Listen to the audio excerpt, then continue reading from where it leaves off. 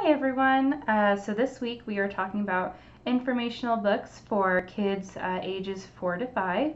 And so I have a couple here books that I want to talk about. Our first one is I Can Grow a Flower. When we first ordered this book, we weren't really sure whether to put it in as a board book because, as you might be able to tell, it has board book pages. You know, it's very durable like a board book, but kind of flipping through it, you can see that there's not very many easy words. It's more advanced, and so we didn't think babies particularly would be able to read it, for one, and that it had a lot of really good information in it, and it was kind of more geared towards nonfiction, towards older kids. So we decided to put it in our nonfiction section. But I think this would be good for 4 to 5-year-olds and maybe even older kids. You can just read this big text here, and it kind of goes through a plant cycle, or you could go through and read the big text here and then point out all the little text here that gives you the more information that you're looking for. So we'll read this one today. So this is I Can Grow a Flower. Pretty plants grow in the garden, but where do they come from? And so like right here, you can take a moment to kind of talk about the different flowers and the different types of plants. Like you have some blossoms here, some grass and herbs. Most plants come from seeds or bulbs. Tiny seeds, bigger seeds, and bulbs.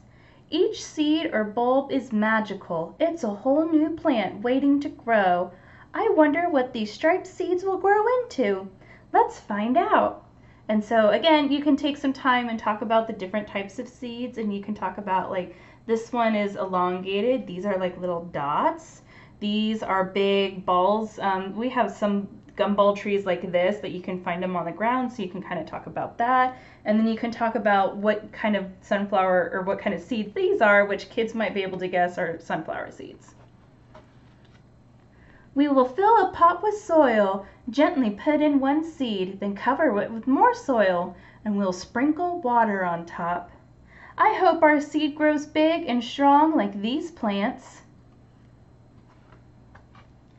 We put our pot near a window. We check on it each day and keep the soil moist.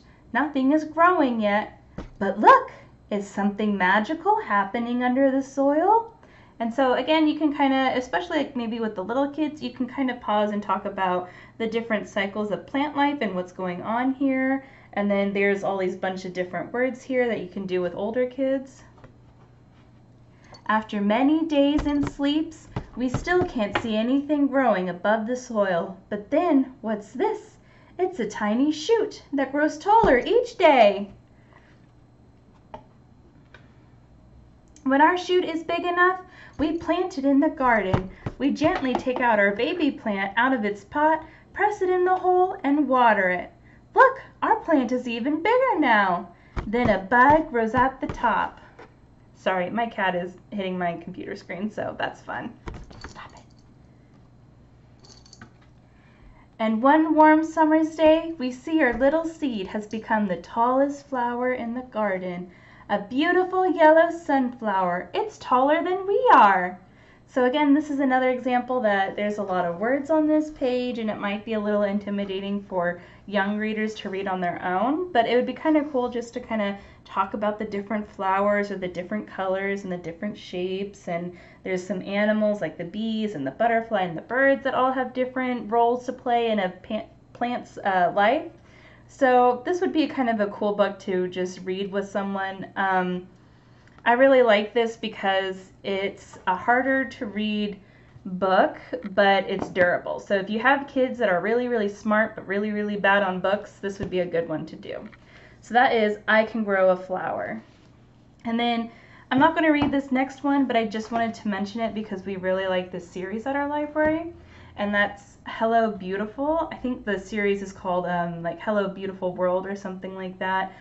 These are really, really easy nonfiction books that we have. This one is just specifically colorful animals, but there's backyard animals, desert animals, six-legged animals, and this is all part of a world book series, so you know they're good. So just kind of glancing inside, you can see the text is nice and big. They have nice big pictures, really cool pictures, and it's pretty easy. There's a little bit of information, but not too much to overwhelm them. So this would be a good one for another young group if you have a young storytime group and you want to introduce some nonfiction into like an animal storytime group. So that's Hello Beautiful Colorful Animals by World Book. I would suggest checking out this series. It's really good.